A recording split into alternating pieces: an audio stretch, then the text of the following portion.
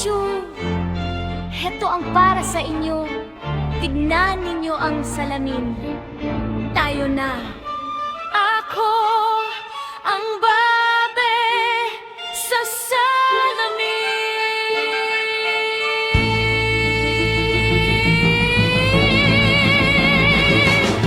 Umangkon ako ng umaga, bukas ang bintana ng kwarto. Tiningnan ko ang salamin, doon nakita ko ang sarili ko. May ngiting malawak, mata na puno ng pag-asa. Ang buhok kong gulo-gulo, ngunit hindi ako nag-alala.